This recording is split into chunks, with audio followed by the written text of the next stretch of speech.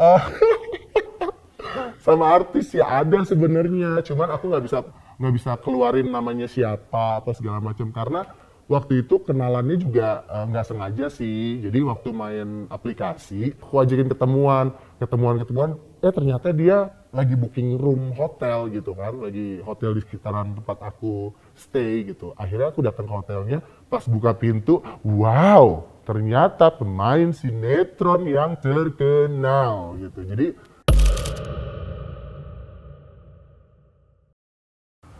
nama aku Momon, aku 26 tahun, pekerjaan aku jualan online shop gitu ya, makanan, perhiasan, kacamata lucu, terus kayak aksesoris, pokoknya yang bisa dijual ya aku jual deh.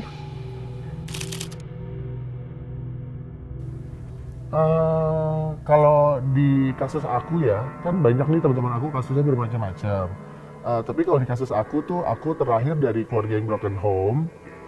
Eh, Mama papa itu kan cerai, terus udah pisah waktu aku kecil. Jadi aku tuh nggak tahu sosok figur seorang ayah. Yang aku lihat tuh cuma mama, dan mama tiap hari.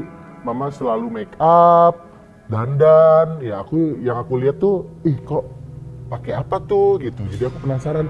Kadang-kadang aku suka pakai baju mama, terus pakai makeup mama gitu. Jadi ya lama-lama mungkin aku tumbuh kembangnya itu nggak ada figur sosok seorang laki-laki yang bisa jadi panutan. Ya udah aku jadinya lembut gitu. Dan satu lagi, mama tiap aku main keluar rumah itu nggak boleh main-main yang kayak seperti main-main cowok-cowok yang lain gitu, teman-teman aku yang lain yang main sepeda, main bola, apa segala macam. Karena pernah jatuh, aku luka, mama marah gitu, jangan main kayak gini lagi ya, kamu mainnya tuh yang bener gitu, coba main-main sama teman-teman yang lain. Akhirnya di rumah itu mayoritas itu teman-teman aku cewek, teman-teman aku tuh cewek semua.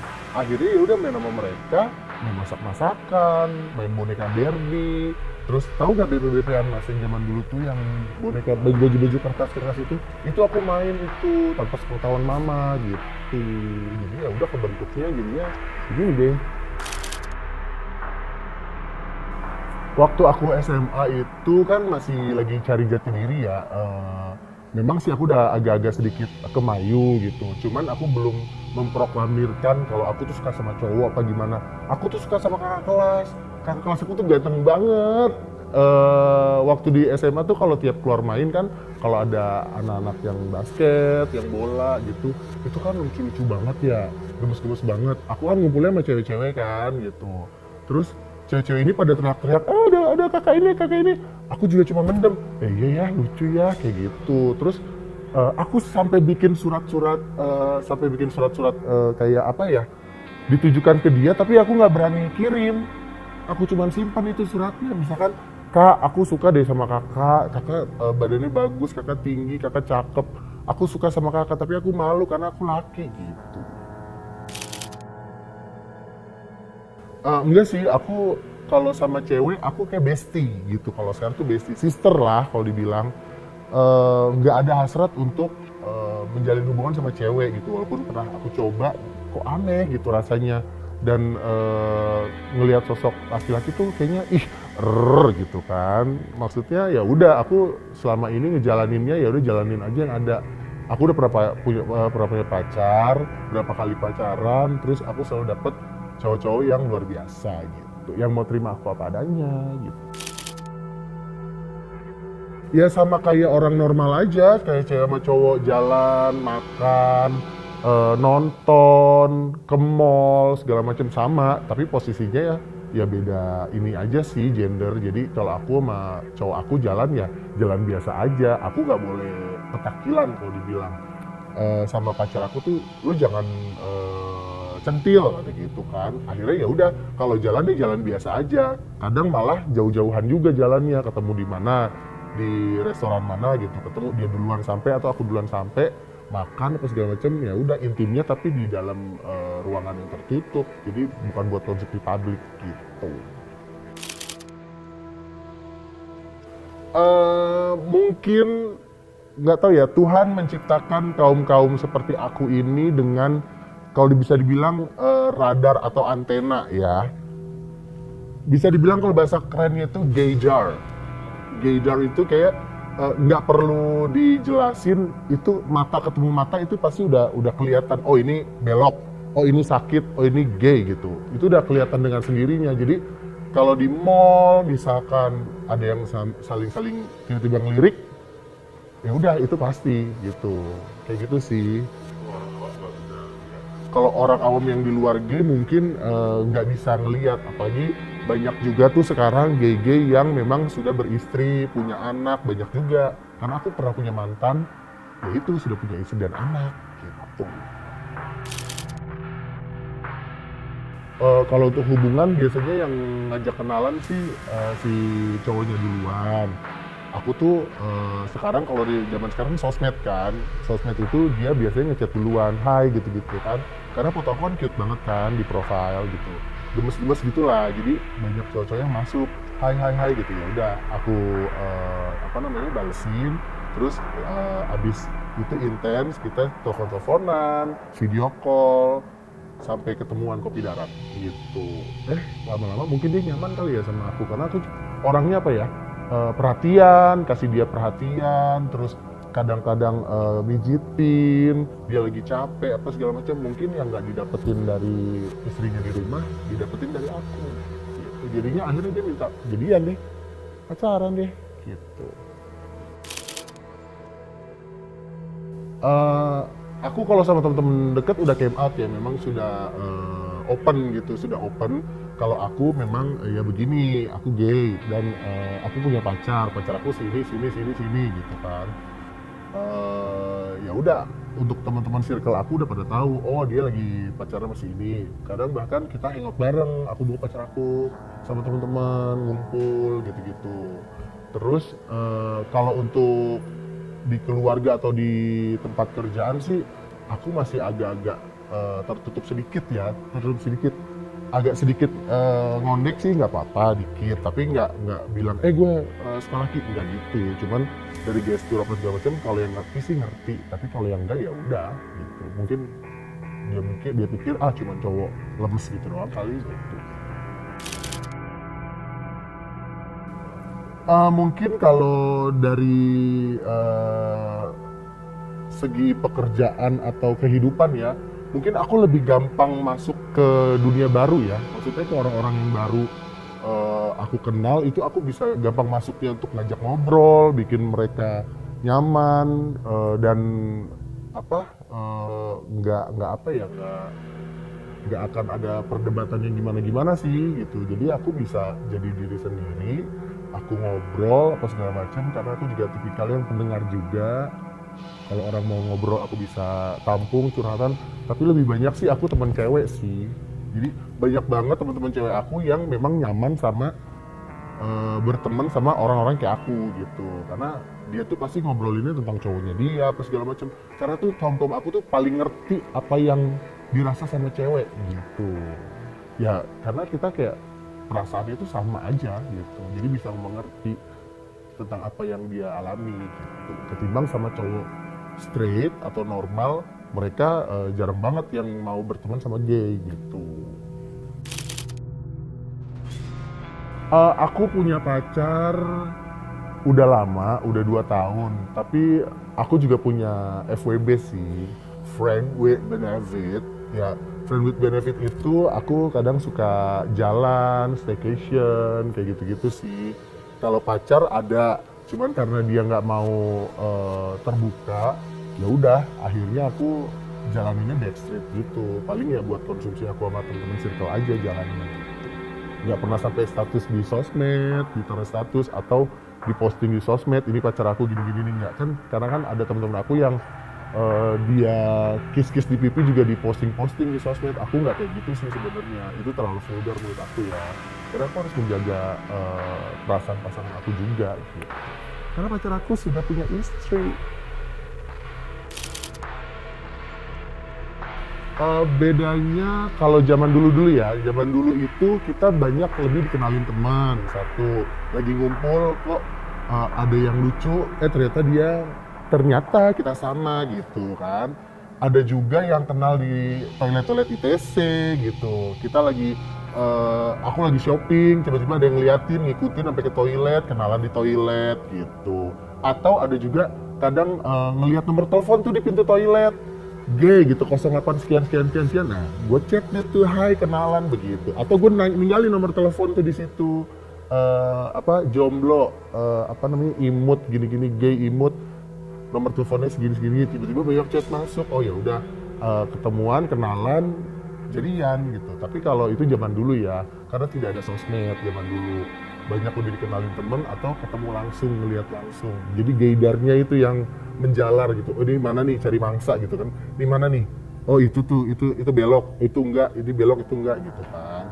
Nah kalau zaman sekarang itu gampang banget untuk cari pacar atau kenalan sesama kaum gay, karena banyak banget aplikasi-aplikasi yang memang diperuntukkan untuk kaum LGBT gitu. Misalkan salah satunya kayak Hornet, Grindr, terus ada juga Wala atau Tinder pun ada. Jadi pengaturannya aja tinggal kita ganti lookingnya for cowok gitu. Kalau mau jadi gay ya lookingnya for cowok gitu. Jadi pasti gampang banget untuk dapet kenalan. Tinggal say hi, lihat nearby sekitar, cocok sekitar, say hi kalau suka, cocok, bungkus say gitu.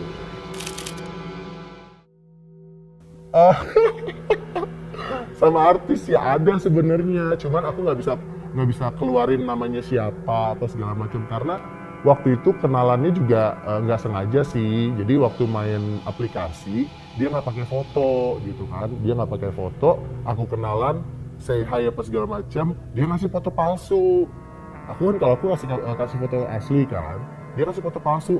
Foto palsunya pun cakep gitu. Aku ajakin ketemuan, ternyata dia lagi booking room hotel gitu kan, lagi hotel di sekitaran tempat aku stay gitu. Akhirnya aku datang ke hotelnya, pas buka pintu, wow, ternyata pemain sinetron yang terkenal gitu. Jadi kaget aja gitu, ternyata wow, kayak gini, oh berarti gue dibungkus sama pemain sinetron dong gitu.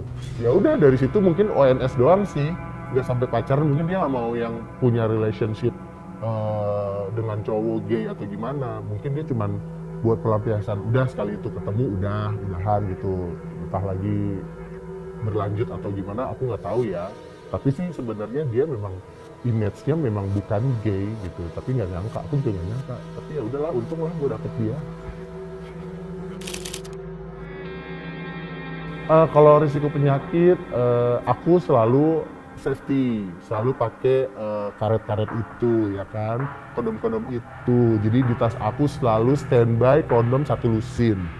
Jadi kalau one day ntar ketemu di mall mana, intip-intipan di toilet, ya udah kan kondom bisa dipakai gitu kan. Atau bungkus di mana, di angkot apa di mana gitu. Pernah loh aku main di pom bensin, di toilet pom bensin, ya untung aku bawa kondom, jadi ya udah set keluar, ya udah kelar gitu. Jadi aku emang selalu safety. Terus kalau aku lagi bibirnya kering atau sariawan, aku tidak mau melakukan oral sex gitu, karena itu banyak resikonya kan. Kalau lagi sariawan itu melakukan oral sex itu nggak boleh gitu. Aku juga selalu dengar penyuluhan tentang HIV/AIDS gitu. Jadi gay itu jangan goblok-goblok banget gitu. Lu udah homo, goblok, udah mati aja di lu gitu kan. Mendingan tuh jadi gay tapi harus pinter dan juga berprestasi. Seperti itu. Safety first. Yang membuat nyaman sebenarnya nggak nyaman juga sih, karena aku hidup di dunia atau di negara yang adat ketimurannya kental, yang menentang LGBT, karena di sini agamanya sangat kuat sekali kan. Tapi mau gimana lagi, aku tidak bisa langsung sekonyong-konyong dengan membalikan telapak tangan tiba-tiba set jadi cowok normal, nikah gini segala macam. Oh ntar malam pertamanya nggak ngacai, gimana sih gitu kan. Ya udah aku jalanin hidup aku dikasih seperti ini, aku jalanin. Ya mungkin kalau memang ada yang mau menerima aku apa adanya one day, aku bisa berubah, aku bisa hijrah, ya kenapa enggak, kan kita nggak ada yang tahu gimana ke depannya gitu. Yang penting sih aku jalanin aja yang sekarang.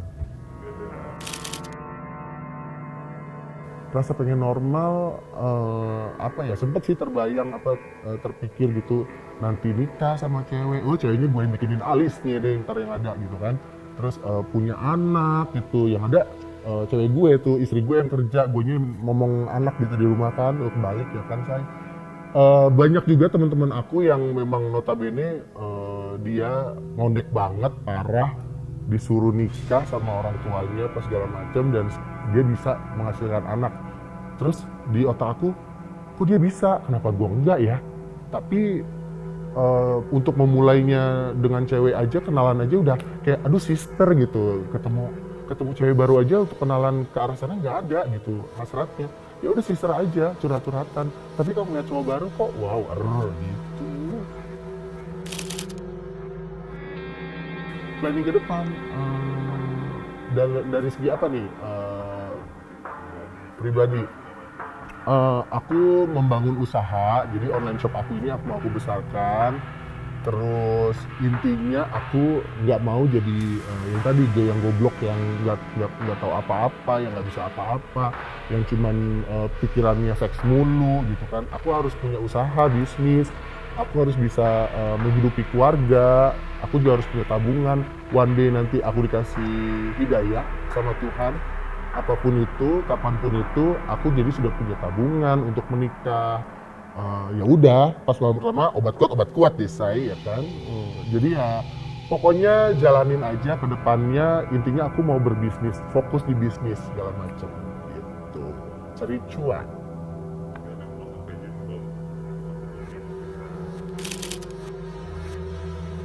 Buat teman-teman yang punya background atau latar belakang pecinta sesama jenis seperti aku, gay, di kehidupan sehari-hari, kita boleh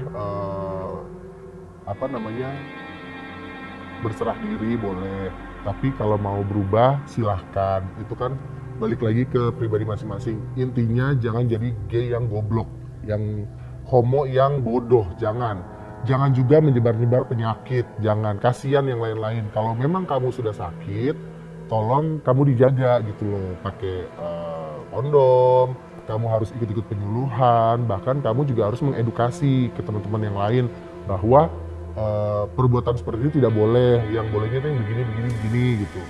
Jadi gay jangan goblok, jangan bodoh. Kamu harus berprestasi, intinya gitu. Jangan nyusahin keluarga, jangan bikin malu keluarga, jangan bikin kita nih sosok gay dianggap aib gitu. Jangan. Kamu harus punya prestasi di bidang yang kamu tekunin, kayak gitu sih.